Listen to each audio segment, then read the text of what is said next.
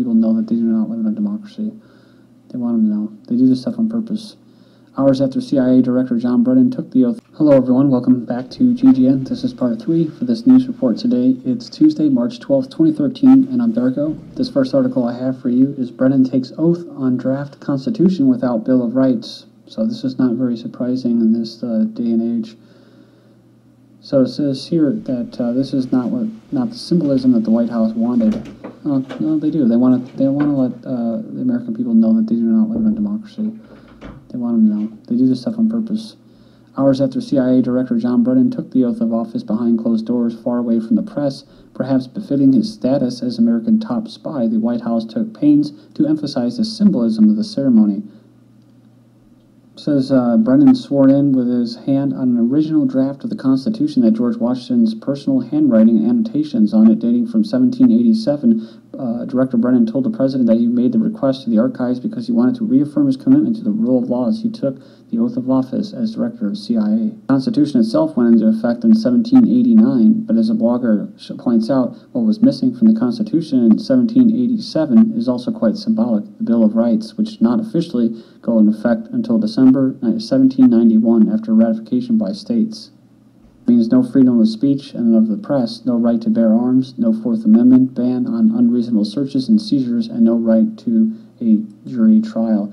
But this is not a surprise because Obama swore in to his second term at a private ceremony. This is from January 20th, 2013. Obama swore in on Sunday to a second term during a subdued and private White House ceremony that precedes the pomp of Monday's public inauguration. So we have a poll that shows Obama tumbling in voters' eyes.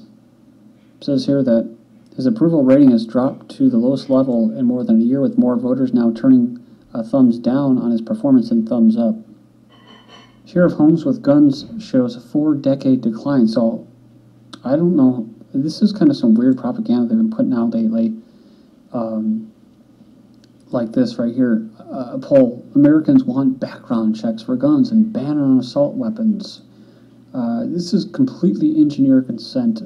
This is what it's all about. The share of American households with guns has declined over the past 4 decades. A nation's survey shows with some of the most surprising drops in the South and Western mountain states where guns are deeply embedded in the culture. So gun ownership rate has fallen across the board since the 1970s. It could be that you're just not reporting it.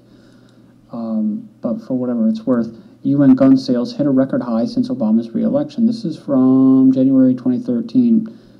So, yeah, so, I mean, it just doesn't make sense, right? How could there be record gun sales if there's, not that many guns in the house, record low guns in people's hands? That doesn't make any sense. So, fewer Americans than ever trust the U.S. government. In other news, 1.6 billion rounds of ammunition for Homeland Security. So, it says here, the Denver Post ran on February 15th, an AP article that Homeland Security plans to buy 1.6 billion rounds of ammo. So far, there's little to notice.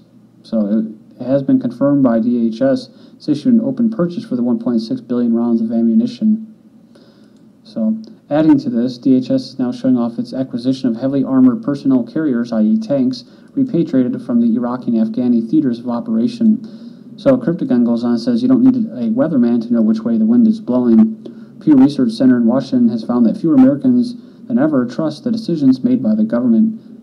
So it indicates that all demographics and groups experience an increasing lack of faith in the government leadership, according to the Pew poll.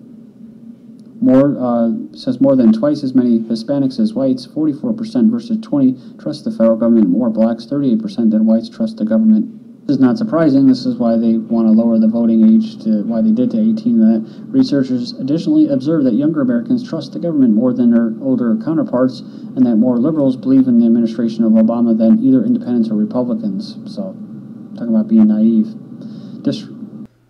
So I'm back here, guys. My computer the Windows just crashed again. So the audio is really, really bad, and the only way to do that is to literally put the microphone against the speakers. And I'm sorry for the crappy quality. But today is just a day from hell, and I wasn't even going to make these videos today because I knew what I was facing. So here we go. California seizes guns as owners lose rights to keep arms.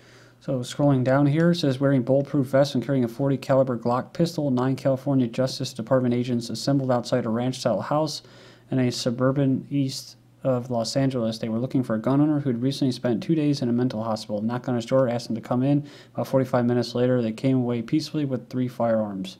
So California is the only state that tracks and disarms people illegally registered guns who have lost the right to own them.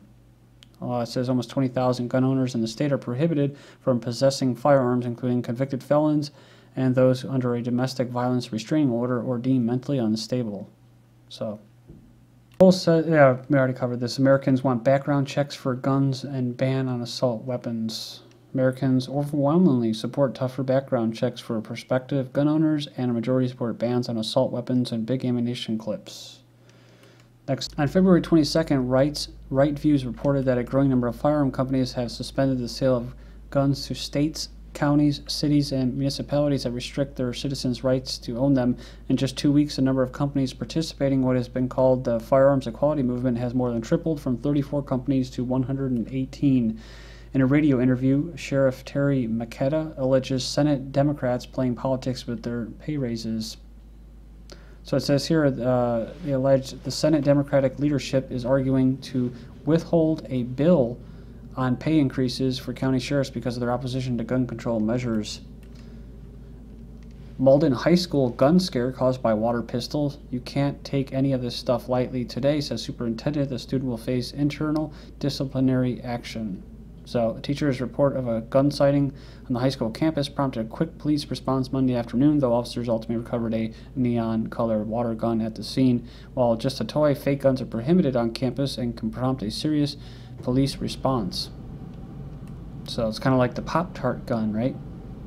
The kid was making click-click noises, so, that prompted a suspension, just like the student that wrestled away a gun from a possible prospective shooter, and he got suspended for that.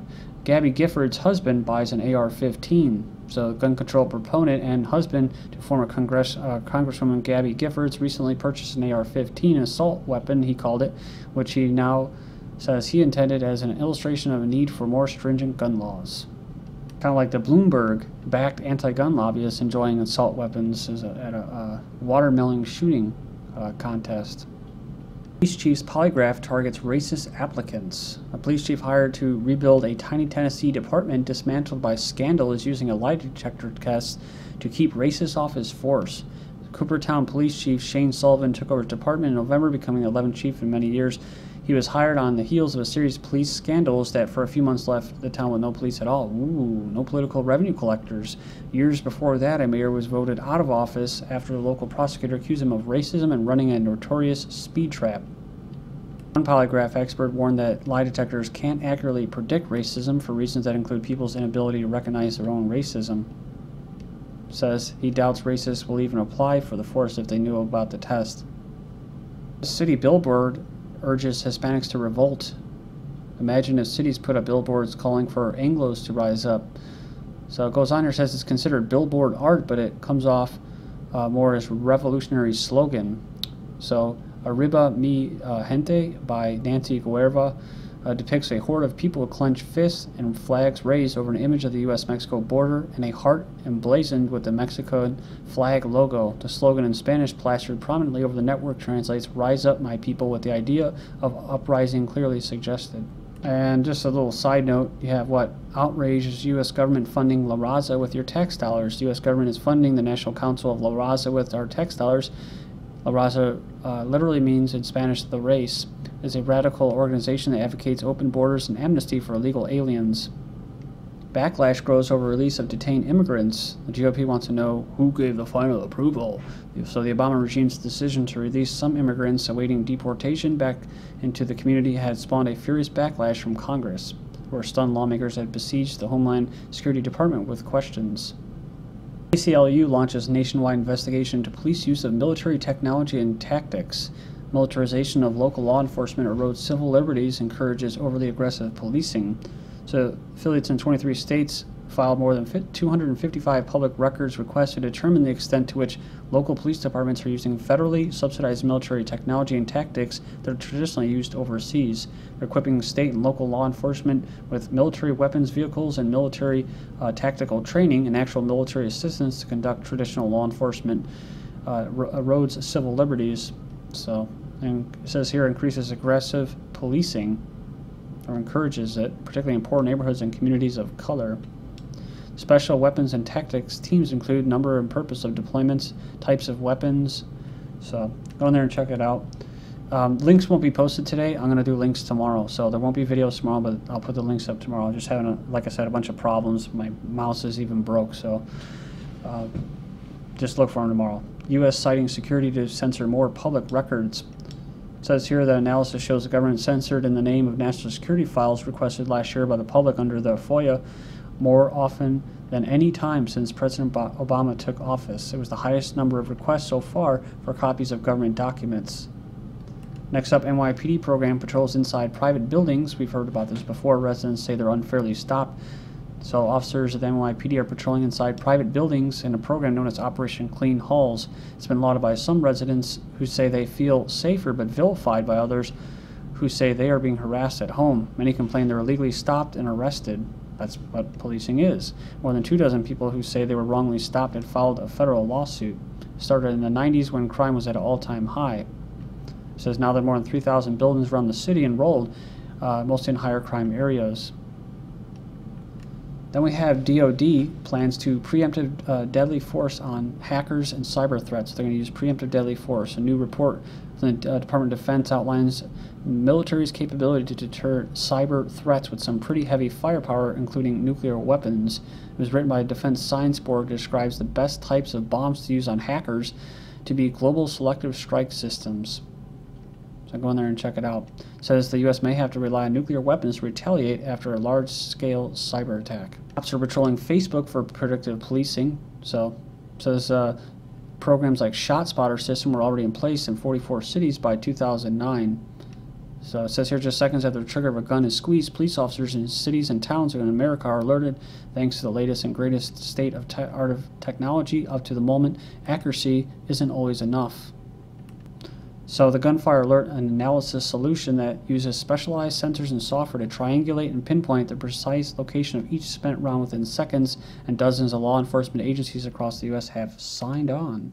Facebook reveals secrets you haven't shared. The increasing amount of personal information that can be gleaned by computer programs that tracks how people use Facebook has been revealed by an extensive academic study. So discern undisclosed private information such as Facebook users' sexuality, drug use habits, and even whether their parents separated when they were young, according to a study by Cambridge.